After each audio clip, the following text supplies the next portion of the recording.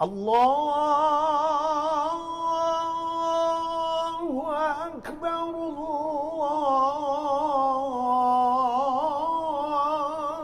بسم الله الرحمن الرحيم. السلام عليكم ورحمة الله وبركاته. الحمد لله، الصلاة والسلام على رسول الله وعلى آله وصحبه ومن والاه. لا حول ولا قوة إلا بالله. اللهم لا علم لنا إلا ما علمتنا إنك أنت العليم الحكيم وتب علينا إنك أنت التواب الرحيم. رب اشرح لي صدري ويسر لي أمري واحلل عقدة من لساني يفقهوا قولي. وقال الله تعالى في القرآن الكريم: أعوذ بالله من الشيطان الرجيم. يا أيها الذين آمنوا قوا أنفسكم وأهليكم نارا وقودها الناس والحجارة عليها ملائكة غلاظ شداد لا يعصون الله ما أمرهم ويفعلون ما يؤمرون. صدق الله العظيم.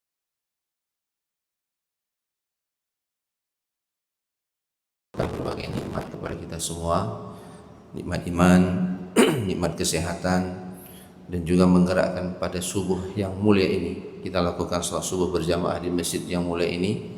Mudah-mudahan semua amal ibadah yang kita lakukan diterima di sisi Allah Subhanahu wa taala. Umur kita diberikan umur yang barokah, panjang umurnya, banyak amal solehnya, dan kita kuatkan doa dengan amal soleh. Mudah-mudahan ketika Allah mengambil nyawa kita, semua kita yang hadir di sini meninggal dalam husnul khatimah. Amin ya rabbal alamin. Salat dan salam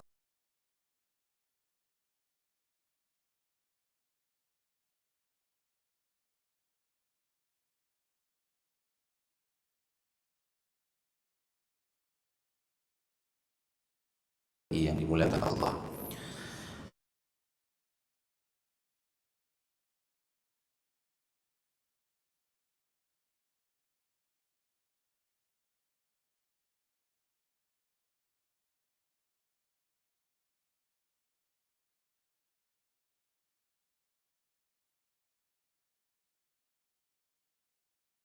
Beberapa pahlawan-pahlawan Indonesia yang baru. Apakah kita kemudian bisa menjadikan anak kita, menjadikan ayahnya itu pahlawanku, itu ayahku, itu pahlawanku? Ataupun kita sebagai anak yang masih mempunyai ayah, bisakah kemudian kita menjadikan ayah kita adalah ayah panutan, ayah yang memberikan motivasi, ayah yang menginspirasi hidup kita? Jamaah yang dimuliakan oleh Allah Subhanahu wa taala, sebagaimana yang saya sampaikan beberapa waktu yang lalu, dalam beberapa waktu ke depan kita akan membahas bagaimana menjadi ayah yang hebat. Karena ada fenomena hari ini, saya ulang sedikit, banyak anak-anak yang merasa kehilangan ayahnya. Jadi dia merasa yatim walaupun ayahnya masih hidup karena kedekatan dengan.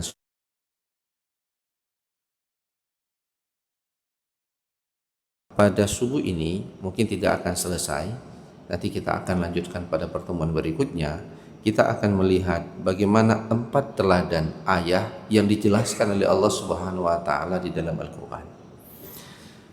Mandat kita sebagai seorang ayah itu adalah firman Allah Subhanahu wa taala di dalam surah At-Tahrim ayat 6. Allah Subhanahu wa taala mengatakan, ya ayyuhalladzina amanu qu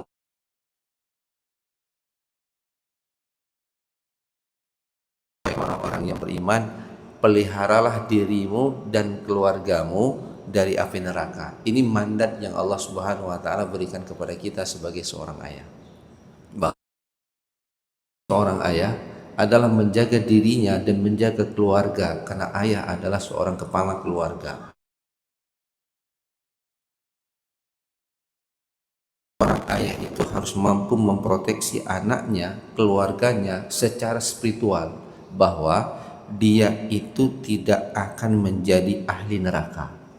Maka seorang ayah harus hadir di tengah-tengah kehidupan keluarga sebagai seseorang yang memberikan penekanan terhadap nilai-nilai tauhid kepada Allah Subhanahu wa taala. Karena cerita api neraka ini kan nampak di mata, tapi itu bahagian daripada nilai akidah. Nanti ada surga dan neraka. Maka kemudian sebagai seorang ayah, jemaah yang dimuliakan oleh Allah Subhanahu wa taala, Allah Subhanahu wa taala memberikan mandat untuk ayah bahwa dia berfungsi sebagai proteksi spiritual bagi keluarga, istri dan anak-anaknya. Dari apa? Allah Subhanahu wa taala mengatakan wa ahlikum naro, jaga keluargamu, jaga dirimu dari api neraka yang bahan bakarnya dari manusia dan bebatuan. Ini yang pertama, mandat Allah Subhanahu wa taala kepada seorang ayah. Kemudian kita lihat hadis bagaimana Rasulullah sallallahu alaihi wasallam mengatakan ar-rajulu ra'in ala ahli baitihi wa huwa mas'ulun alaihim, bahwa seorang laki-laki adalah pemimpin bagi keluarganya. Berarti kalau bicara keluarga, pemimpin itulah seorang ayah, keluarganya. Maka jemaah yang dimuliakan oleh Allah, saya sering mengingatkan kita semua, karena saya sebagai seorang ayah, bapak-bapak yang hadir di depan ini sebagai seorang ayah, dan mungkin kita sedang belajar untuk menjadi ayah yang hebat, ayah yang baik, dan juga relasi bagaimana anak berhubungan dengan kita berhubungan dengan anak, dan bagaimana kita berhubungan dengan sesama ayah. Maka jemaah yang dimuliakan oleh Allah, sering saya ungkapkan bahwa kedurhakaan anak itu bisa jadi bukan karena kesalahan dia, tapi karena kesalahan ayahnya yang tidak punya kepedulian pendidikan terhadap anak-anaknya. Maka jemaah yang dimuliakan oleh Allah Subhanahu wa taala, nah kita akan lihat bagaimana teladan yang Allah gambarkan terhadap 4 sosok ayah di dalam ayat Al-Qur'an. Kemarin kita sudah pernah membahas bahwa ada 14 ayat di dalam Al-Qur'an terjadi dialog antara orang tua dengan anak, dalam hal ini adalah ayah. Semua dialog di dalam Al-Quran antara orang tua dengan anak itu ada 17 ayat. 14 ayatnya itu bicara ayah yang berdialog dengan anaknya. 2 dialog antara ibu dengan anak, dan 1 tidak dijelaskan siapa ayah ataupun ibu. Memang dalam tradisi di kita dan juga banyak hadis yang kita dapatkan, Bapak Ibu yang dimuliakan oleh Allah, ketika Rasulullah ditanya kepada siapa kami harus berbakti, maka Rasulullah SAW mengatakan ummuka, ummuka, ummuka 3 kali. Baru yang keempat abik, baru yang keempat adalah ayah. Tapi jemaah yang dimuliakan oleh Allah Subhanahu wa taala, sosok ayah ini menjadi pahlawan karena dia mempunyai fungsi dan peran yang sangat kuat. Jadi dialog yang harus dibangun antara seorang anak dengan orang tua, itu tanggung jawab yang paling besar adalah tanggung jawab ayah. Nah, kita lihat sekarang. Saya mulai dengan firman Allah Subhanahu wa taala surah Luqman ayat 13. Bagaimana Luqman berinteraksi dengan anaknya. Wa isqala Luqmanu libnihi wa huwa ya'idhuhu ya bunayya la tusyrik billah innasyirka la dzulmun adzim.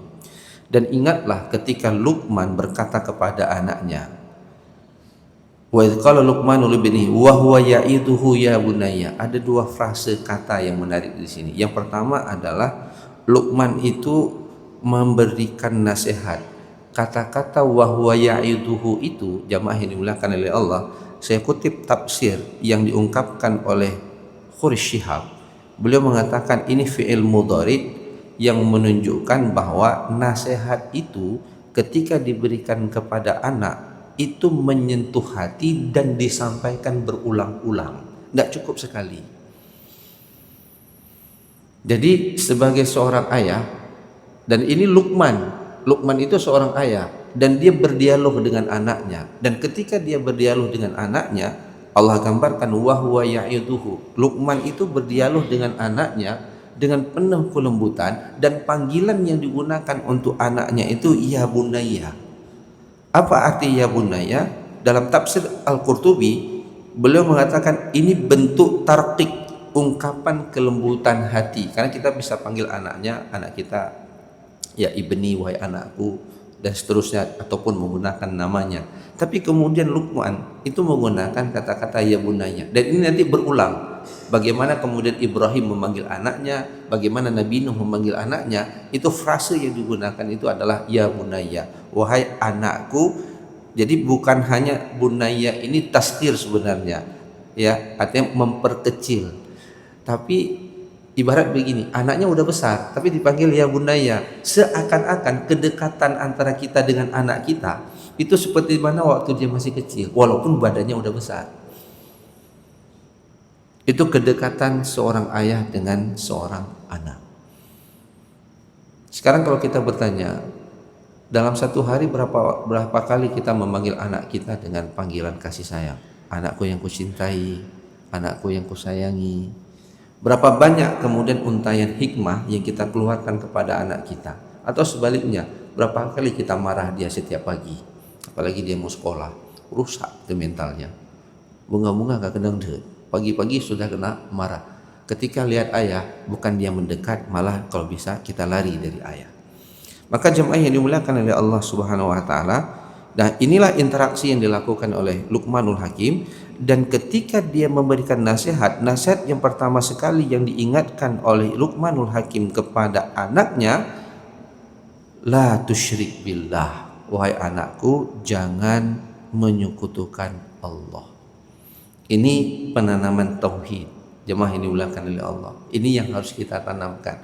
Saya kasih ilustrasi sederhana ya.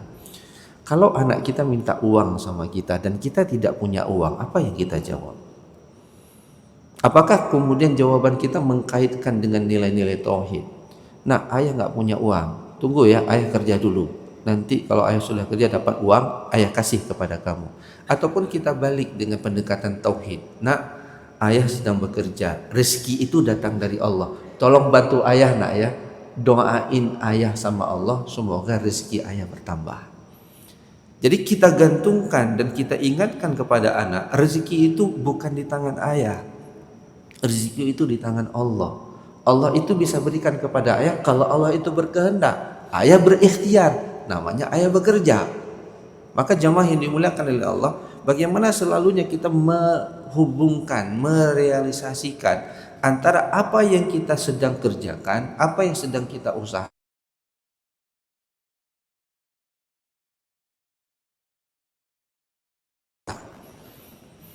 Yang kedua, surah Luqman ayat 16. Allah Subhanahu wa taala menggambarkan bagaimana Luqman kemudian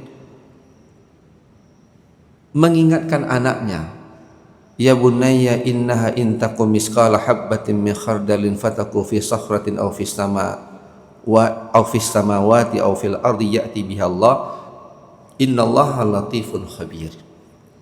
Luqman berkata kepada anaknya, wahai anakku, ya bunayya, wahai anakku yang kucintai, sesungguhnya jika ada satu perbuatan seberat biji sawi dan berada dalam batu, baik itu di langit ataupun di bumi, niscaya Allah akan menghadirkan balasannya. Sesungguhnya Allah maha lembut lagi maha teliti. Jamaah ini dimuliakan oleh Allah. Apa yang diajarkan oleh umat? Ini kesadaran terhadap ihsan. Luqman ingin mengatakan begini, nah, apapun yang kamu buat, walau sekecil apapun, Allah itu lihat. Kalau kamu baik kamu lakukan, Allah akan balas. Seberapapun kebaikanmu, sekecil apapun itu. Jadi dia menghadirkan, kalau kamu buat baik, Allah tahu. Walaupun kecil, Allah tetap akan balas. Kalau kamu buat jahat, Allah juga tahu. Maka jamaah yang dimuliakan oleh Allah Subhanahu wa taala, Luqman menghadirkan kesadaran ihsan kepada anaknya. Dan ini menjadi tikungan yang sangat tajam. Sebagai contoh misalnya, Bapak Ibu, sekarang kita sholat subuh. Anak kita di mana nih? Sholat nggak dia? Lalu dia melakukan sholat itu karena ada kita atau kesadaran?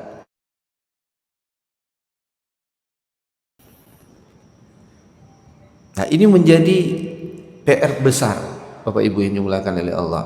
Bagaimana kemudian kita mengajarkan bahwa sekecil apapun amalmu, apakah itu baik, apakah itu buruk, Allah mengetahui dan Allah akan membalas. Ini juga mengajarkan kita untuk mengapresiasi kebaikan anak.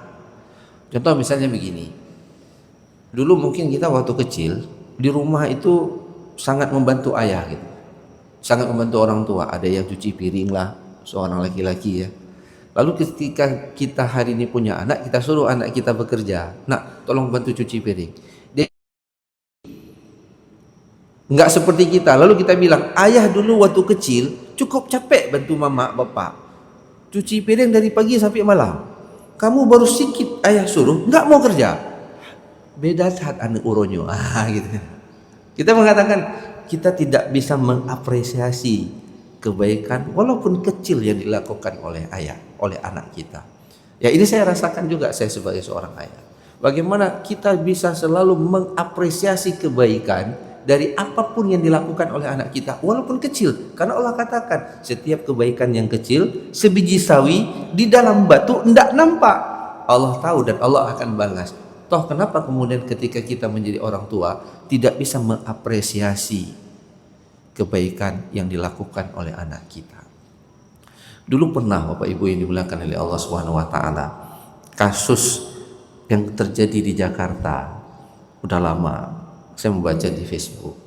Seorang anak gadis yang dia menggambar ayah dan ibunya di mobil pakai paku, Pak. Mobilnya baru di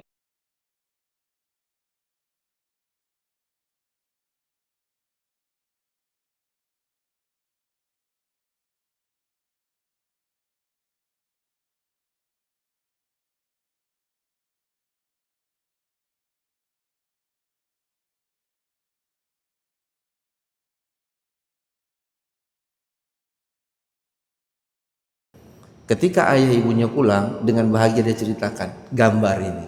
Apa yang terjadi? Murka ayahnya.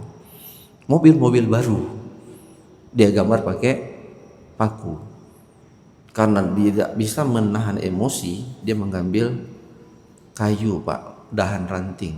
Qadarullah, dahan ranting itu ada durinya. Dia pukul, mana tangan yang menggambar. Dia bahagia, tapi kemudian dia dihukum. Mana tangan yang menggambar? Ditunjukkan tangannya, dipukul berkali-kali sehingga mengeluarkan darah. Lalu kemudian dia menangis dan melapor kepada ibunya. Ibunya mengatakan, ini dihukum, malam ini nggak boleh tidur sama ibu, tidur sama pembantu, tidur sama bibi. Tidurlah dia sama bibi. Tengah malam si bibi membangunkan ibunya. Bu, anak sedang demam. Nggak apa-apa, tidur terus. Itu hukuman baginya, biar dia tidur sama kamu. Dan besoknya ibu dan ayahnya dapat dinas keluar kota. Pergilah dia 3 hari. Ketika dia balik, kondisi anaknya semakin parah. Mulai susah dan gelisah, diambil anaknya dibawa ke dokter. Dan dokter mengatakan satu-satunya jalan untuk menyelamatkan anak ini harus diamputasi kedua tangannya. Jamaah yang dimuliakan oleh Allah, bagaimana perasaan seorang ayah? Yang lebih sedih lagi adalah ketika kemudian selesai operasi, si anak itu mengatakan kepada ayahnya, ya adik minta maaf, tolong kembalikan tangan adik. Mobil 10 biji bisa kita beli, tangannya sudah diamputasi, tidak akan pernah bisa kembali. Maka jemaah yang dimuliakan oleh Allah, hargai setiap kebaikan dari anak kita, walaupun kecil yang ia lakukan. Maka jemaah yang dimuliakan oleh Allah Subhanahu wa taala, ini hal-hal yang sangat penting dalam pendidikan anak. Dan saya ingin ingatkan, pendidikan anak, tanggung jawab yang paling besar adalah tanggung jawab ayah kita semua, bukan tanggung jawab yang paling besar sama ibu-ibu yang ada di belakang sana. Kitalah yang mendidik anak kita, kitalah yang mendeliver kebaikan kepada istri kita untuk kemudian menjadi partner kita dalam membangun rumah tangga. Karena waktu kita terbatas, saya ambil satu ayat lagi baru tipikal Luqmanul Hakim. Besok kita akan lanjutkan Ibrahim, Nuh, dan Ayub. Nah, Bapak Ibu yang dimuliakan oleh Allah, satu ayat lagi, surah Luqman ayat 17.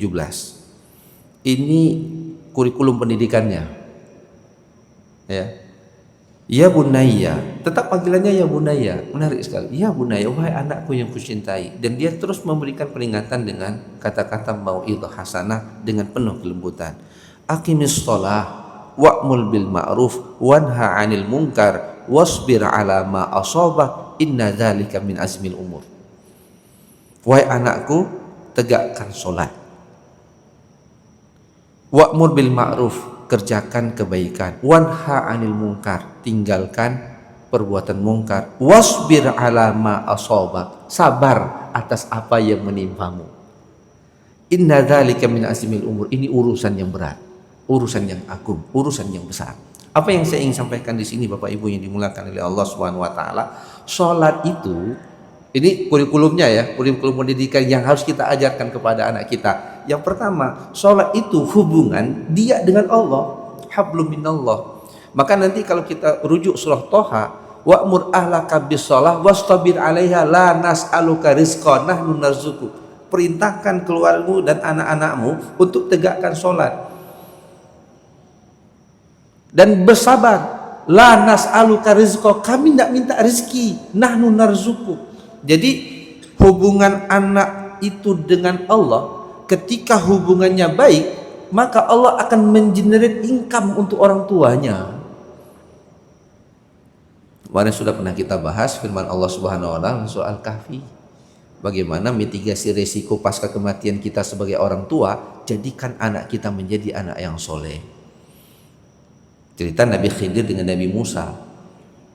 Kenapa kemudian yang ketiga itu, yang pertama kapal dibolongkan, yang kedua ada anak yang dibunuh, yang ketiga ada rumah yang dibangun. Ditanya sama Nabi Musa, yang ketiga ini kamu bangun rumah, kenapa kamu nggak minta upah, ujroh? Apa jawab Nabi Khidir? Wa kana abuhuma sholiha, ayahnya orang soleh. Diturunkan kesolehan kepada anaknya, aku hadir membantu dia. Siapa yang menggerakkan? Allah. Maka jemaah yang dimuliakan oleh Allah, ini yang kita tanamkan. Makanya orang Aceh dulu kan sering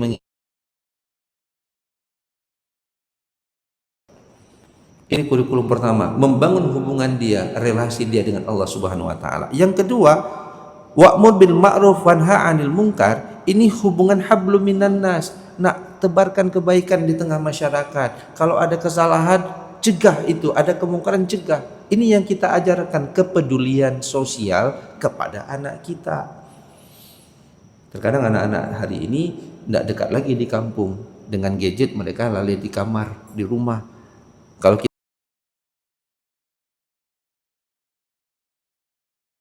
temenin ibu, yuk pergi ke tempat orang meninggal, nak mau dia dengan urusannya, gak kebangun relasi hubungan sosial, hablum minan nas wa hablum minallah. Dan yang terakhir, wasbir ala ma asabak. Nah, sabar. Kamu sholat, kamu buat baik, kamu cegah kemungkaran, ada saja orang yang memburukkan kamu, sabar nak. Itu yang harus kita ajarkan kepada anak kita. Kemarin itu ada diskusi Pak dengan seorang anak. Saya tanya, nak kamu hafal Qurannya berapa juz sudah? 17 juz. Bagaimana? Masih hafal enggak? Enggak lagi. Saya tanya, kenapa kamu enggak murojaah? Jawabannya mengejutkan saya. Enggak kepake Ustaz. Hafalan itu enggak kepake. Jadi dia ngafal Quran itu, obsesinya dia ingin jadi imam. Dan bacaannya bagus, tapi enggak diberikan kesempatan untuk jadi imam. Jadi dia mengatakan, saya tidak lagi murojaah karena nggak kepake. Saya katakan Al-Quran itu cahaya hidup, dia akan memproteksi kamu. Iya Ustaz, nanti saya akan murojaah kembali. Jadi anak-anak sekarang itu berpikir, kalau saya lakukan ini apa ya saya dapatkan. Jadi kalau saya ngafal Quran kira-kira apa ya? Nggak kebayang itu, ada Allah di sana, ada pahala di sana, ada mahkota yang akan diberikan kepada kedua orang tuanya. Itu enggak lagi. Kenapa? Operasional sekali. Kalau saya sudah hafal Quran, bacaan saya bagus, kenapa ya saya nggak diizinkan untuk jadi imam di kampung ya? Nah, ini juga ada problem sosial di tengah-tengah masyarakat kita. Tidak ada proses yang namanya tauris kesolihan. Bagaimana kita mengkaderkan anak-anak baru ini untuk tampil menjadi orang-orang yang diberikan amanah dalam kegiatan-kegiatan keagamaan. Maka jamaah yang dimuliakan oleh Allah, saya katakan wasbir ala ma asabak. Belum tentu setiap kebaikan yang kamu lakukan kepada orang akan dibalas kebaikan. Boleh jadi kebaikan yang kita lakukan malah dibalas dengan keburukan. Maka kita katakan, nak, dalam hidup ini banyak kali masalah, nak sabar. Jadi kurikulum yang dilakukan oleh Luqmanul Hakim, yang pertama dia tegakkan sholat. Nak, Bapak Ibu sering nanya sama anak kita, kamu sholat enggak? Kalau kamu sholat, sholatnya di mana? Jamaah ataupun tidak? Subuh jam berapa kamu sholat? Kalau di kampus Bapak, karena saya seorang dosen, itu kalau kita tanya sama mahasiswa kadang-kadang sedih. Nak, kamu tadi subuh ada sholat enggak? Enggak Pak. dan dia nggak merasa bersalah. Dan saya sering mengatakan, kalau kamu tidak sholat, ya minggu depan kamu nggak usah masuk kuliah sama saya. Menjadi orang yang dekat sama Allah, bersyukur terhadap nikmat Allah lebih penting dibandingkan kamu kuliah. Saya tanya, kenapa kamu nggak sholat subuh? Jam 3 malam dia tidur. Ngapain kamu jam 3?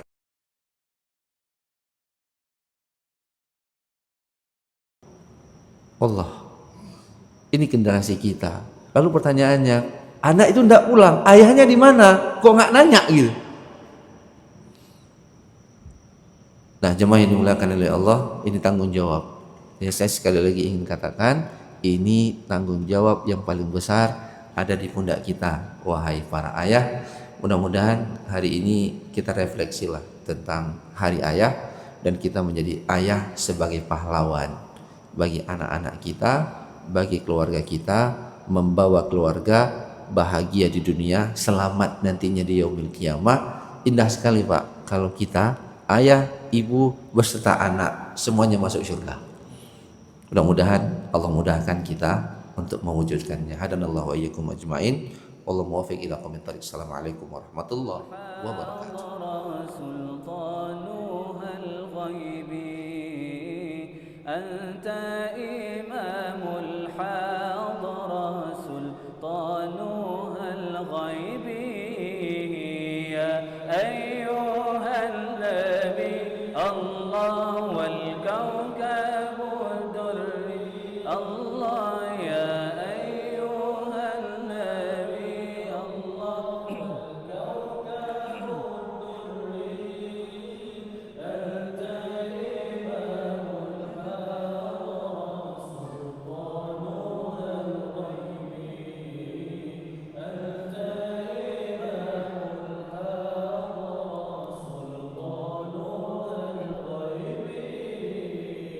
فإني عبد حملي ثقيل فإني عبد حملي ثقيل ولي ذنوب مثل الرمال ولي